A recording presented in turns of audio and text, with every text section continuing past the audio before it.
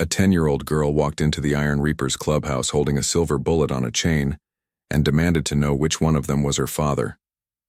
"My mother's gone," she said to the room full of leather and ink. "She died 3 days ago." "Right. Before the ambulance took her, she whispered that my dad is one of you. She said this bullet would prove it." 23 bikers froze mid-drink. The clubhouse had been loud seconds ago. Engines revving outside, classic rock pounding from blown speakers, brothers arguing about last week's run. Now? Dead silence.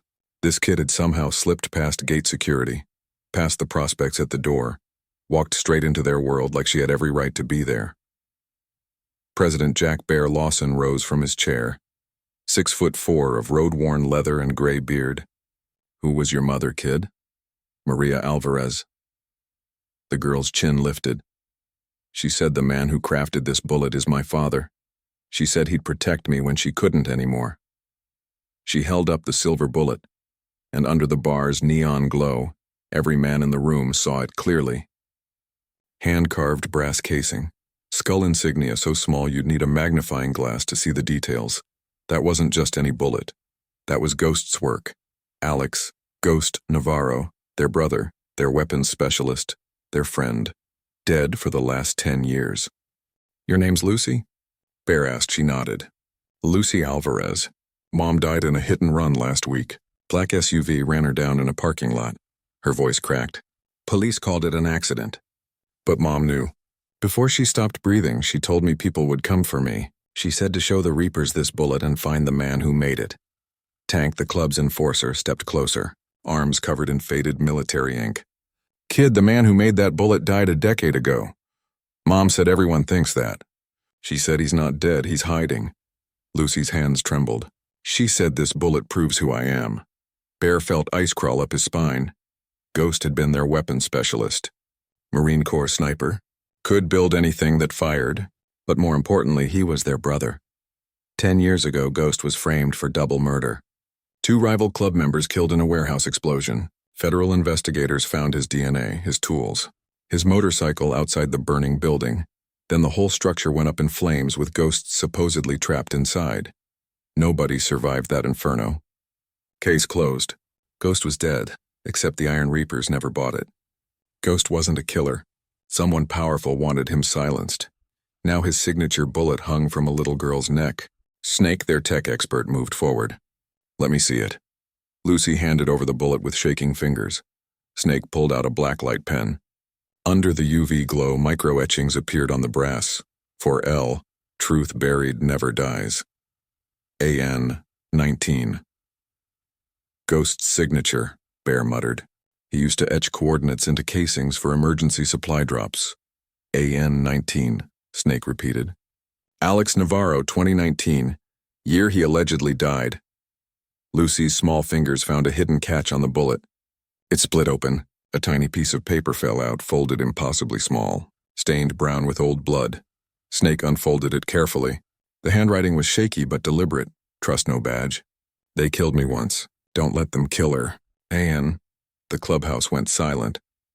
"If you believe bikers are the real protectors, hit that subscribe button right now." Bear studied the note. "That's Ghost's handwriting." "But he's been gone 10 years, Razor said from the corner. "Maybe not," Snake said quietly. "Maybe he's been waiting." Lucy's voice broke through.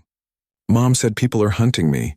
She wouldn't say why, just that the bullet was my proof, my insurance. Tears streamed down her face. She said if I showed this to the Iron Reapers, my real father would find me. Even if he couldn't tell me it was him. The pieces started clicking together. Ghost framed for murder, set up by someone powerful enough to fake federal charges and burn evidence. Now a dead man's bullet was protecting his daughter. "Lucy, who else knows about this locket?" Bear asked. "I don't know, but black cars have been following me for 3 days, ever since Mom died. I've been hiding in bus stations and libraries. I slept under a bridge last night," her voice cracked. "I didn't know where else to go." Bear knelt down to her level. "You did the right thing coming here, kid." That's when they heard it. Engines, multiple vehicles. Coming fast down the gravel road, Razor moved to the window, then stepped back fast. 3 black SUVs. Armed men getting out. "This isn't good, but how many?" Bear barked. "At least 12. maybe 15. Tactical gear, body armor. They've got rifles. Razor checked his own weapon. They're not cops. Lucy's face went white. They found me. They always find me. Tank racked his shotgun. Not this time. Nobody's taking this kid. The Reapers moved like a well-oiled machine. Weapons appeared from under jackets behind the bar, from hidden compartments. These men had been preparing for war their entire lives. The front door exploded inward with a breaching ram. Men in black tactical vests poured in like a SWAT team, flashing federal badges. But something was wrong. Their badges looked off. Too shiny, too new. Wrong fonts. Federal investigation, the lead man announced. Shaved head, dead eyes, voice like gravel. We're here for the girl in the locket. Hand them over, now. Bear stepped in front of Lucy, arms crossed. You got a warrant? We don't need one. National security matter, Patriot Act. That girl is holding classified evidence. Classified evidence? Bear laughed darkly. What's a 10-year-old orphan got to do with national security? The lead man's eyes went dead. Last chance. Give us the girl, or we take her by force. Bear's response was simple. You'll have to go through all 23 of us first. The lead man smiled. It wasn't a nice smile. That can be arranged. Gunfire erupted. The Reapers moved like a machine. Tank overturned tables for cover. Snake grabbed Lucy and pulled her behind the bar. Razor returned fire through the windows. They're not feds, Snake yelled, examining a captured radio. Real feds don't use civilian band frequencies. Bear shot out the lights. Darkness gave them the advantage. These attackers were professional, but they weren't expecting bikers who'd survived actual war zones. Half the Reapers were veterans. This wasn't their first firefight. 3 attackers went down. The rest retreated to their vehicles. They're regrouping, Razor warned. Snake was already on his laptop, hacking into the captured radio's encryption. Got something. They're transmitting to someone called Phoenix Command. The radio crackled. Target acquired. Subject is the daughter. Eliminate Ghost Navarro on sight if he surfaces, Lucy gasped. My dad, he's alive? Snake kept typing. They think he is. And they're terrified of what he knows. While the others secured the perimeter, Snake broke into one of the wrecked SUV's laptops. Files opened.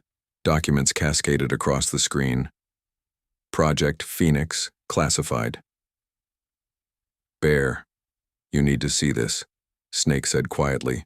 It was all there.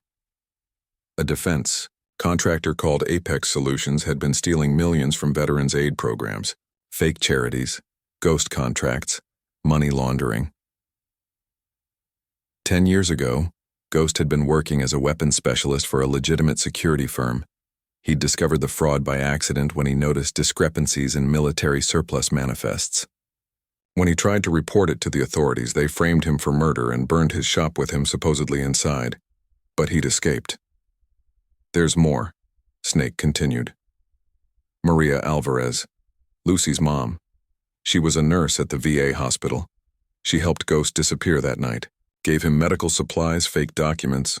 Bear's jaw tightened. And they killed her for it 10 years later? The note inside the locket isn't Maria's handwriting. Snake zoomed in on the image. It's Ghost's. He wrote it years ago as insurance. If anything happened to Maria, Lucy was supposed to find us. Lucy was crying silently behind the bar. Is my dad really alive? Nobody had an answer.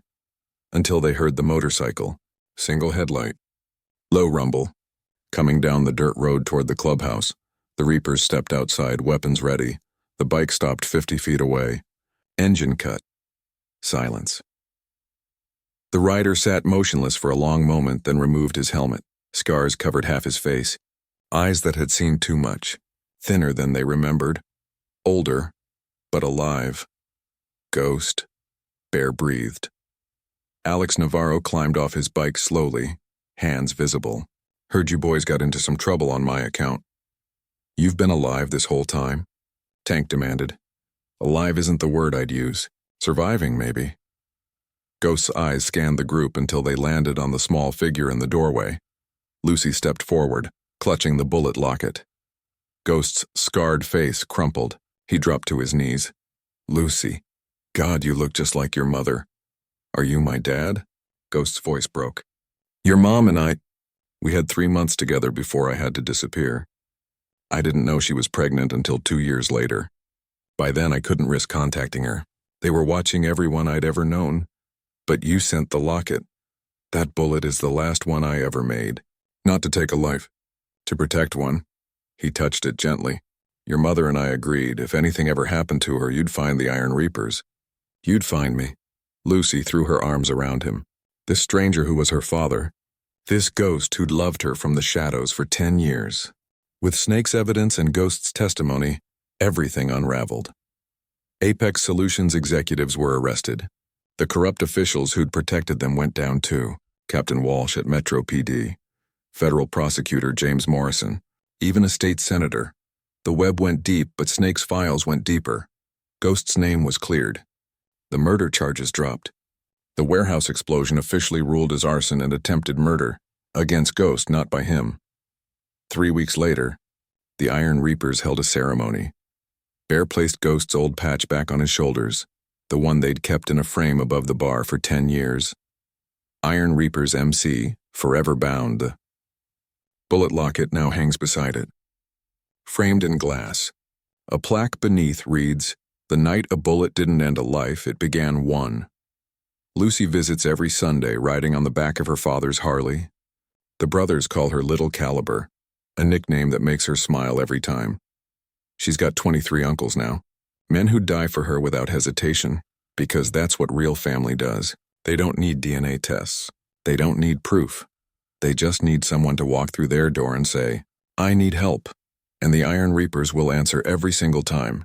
Ghost looks at that locket every day and remembers, sometimes the most dangerous weapon isn't a bullet. It's the truth carried inside one. If you believe brotherhood means something, hit that subscribe button and join the Iron Reapers family.